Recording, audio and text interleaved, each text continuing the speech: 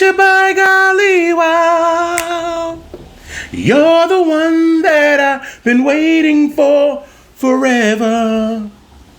And never will my love for you keep growing strong.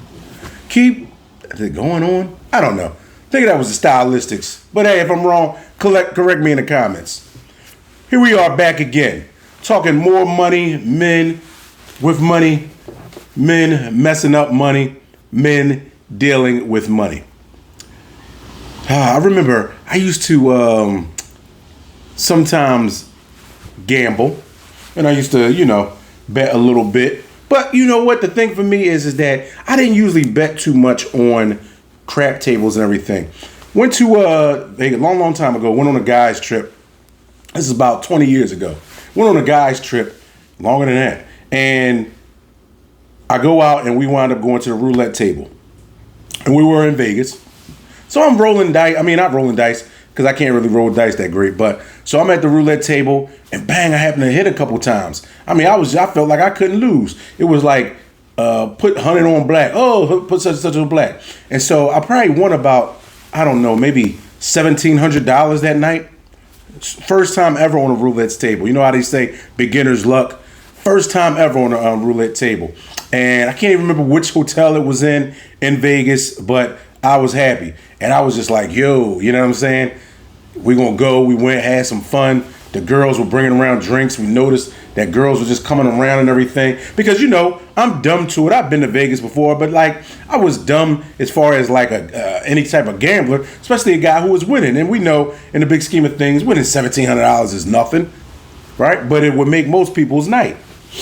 So the next day go and I'm on a high. So, I'm going and bought me a couple things while I was in Vegas and, felt good about myself and all of that. And I said, you know what, man, let me see something here. I still got about, at the shopping and everything, I still had about $1,100 out of that, on top of the money that I still had. But out of the money I had won playing roulette, I still had $1,100. So we go back and I'm going again. I'm up again. I'm up like 400.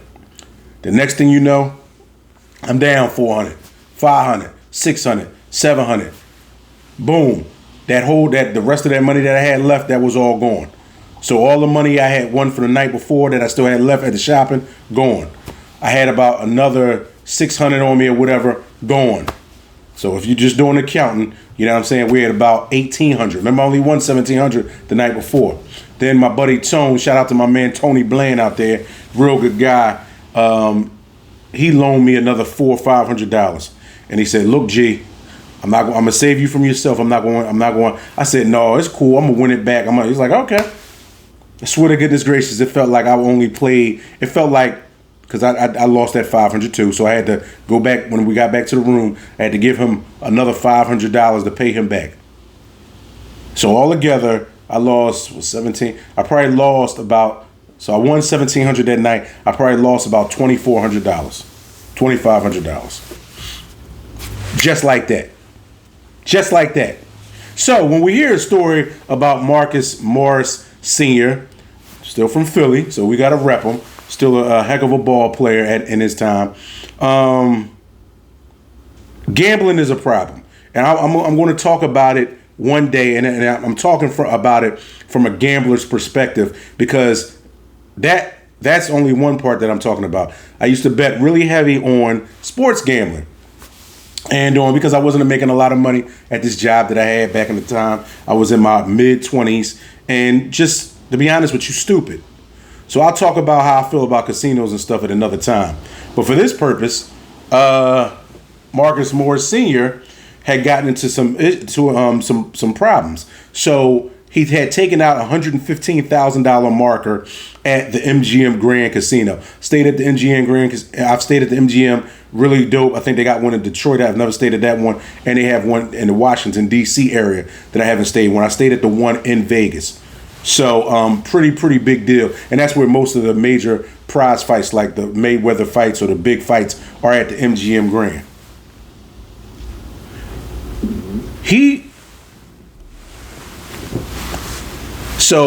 Are at the MGM Grand. So what happens is, give me 1 second here, good folks. Sorry about that. So what happens is that he goes to the MGM Grand and he takes out $115,000 marker. Now, like I just told you, believe me, I've never taken out anywhere near anything like that. I've never even taken out a marker. Marker is typically only for the hogs, or as they call them, or high rollers or sharks of gambling. And people that they know, that they probably have a relationship with, that they feel that they can trust loaning somebody $115,000. But think about it like this. That was just from the MGM. Then he took out another $150,000 marker over at the Wynn. Now, we don't know what times they are. It could have been 1 year. It could have been over a 2-year period. Who knows? It could have been all at one time. Who knows? But think about that, y'all. Think about how crazy that is, where there's a group that all they deal with is giving people false hope that they can win money, but at the same time taking most people's money. Really quick, the best gamblers in the world typically only win 65% of the time, 65 to 68% of the time. If anybody can remember in school, that's still an F. But, hey. But that's what these people do. You have some people who are professional gamblers. Do you know how much you must gamble somewhere for somebody to say to you, hey, look, man, hey, bud, don't worry about it. Give him, that's Marcus. Give him a $115,000 marker. Yeah, he's good for it, bud. Don't worry. And when you think about it, because these guys have made a lot of money. I think he may have made salary-wise over $100 million, but we know how that goes. Half of it goes to taxes, agents, all this other kind of stuff. Guys are in a lifestyle, all this other kind of stuff. So, we know he's not still sitting on $100 million. We know he's probably not still sitting on $50 million. As far as endorsement-wise, I don't know how much endorsements he was able to do or keep while he was in the league. But, even still with that. But for somebody to say, hey, man, look, I'm going to give you $115,000. Just don't even worry about it. Go ahead. Keep the party going. So what does that let us know? That lets us know, despite what he already had lost, for him, even if he took out that $115,000 marker just to start off, we know that he obviously lost it because he had to pay it back. So he's already $115,000 in the hole, and we don't even know anything else. We all know that banks are FDIC insured, federally insured, right? So even bouncing a check, especially at a certain level, is considered a what? Federal offense. Because the money is backed by the federal government. So there's no way, because I think his brother Markeith, like a good brother should do, especially a twin, should come to the defense of his brother. But once I finally saw the numbers, just like most other people are like, what? What?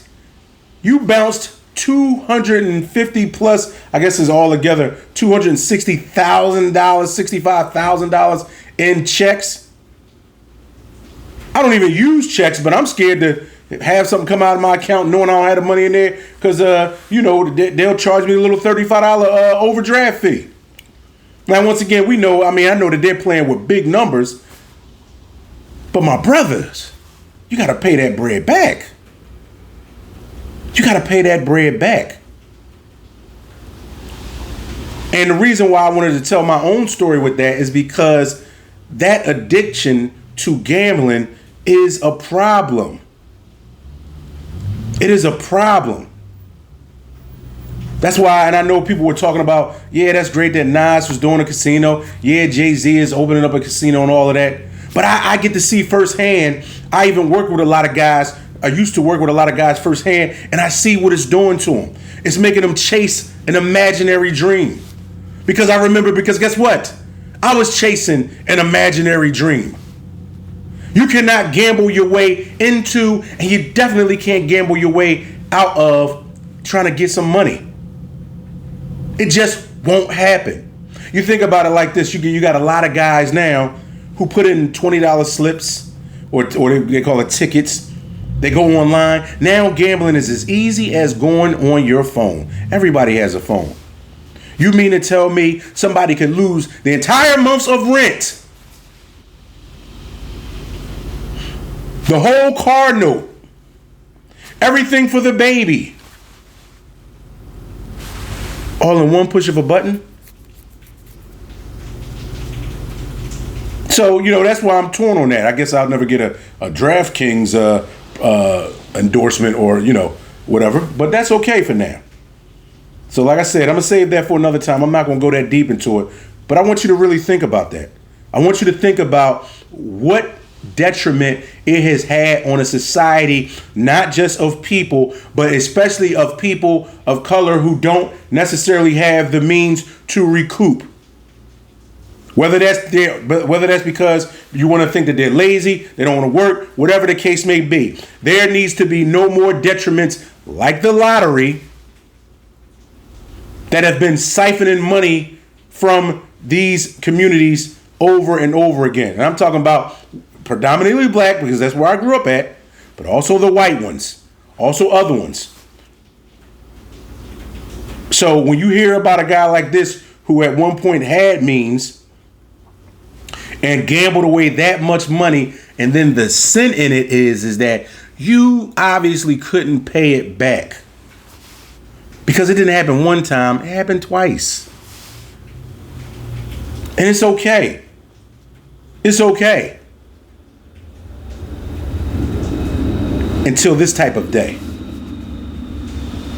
where your family has to be ridiculed because of something that you did that was outlandish, but it was fun to you, or it was you trying to chase something when you had already made it, brother.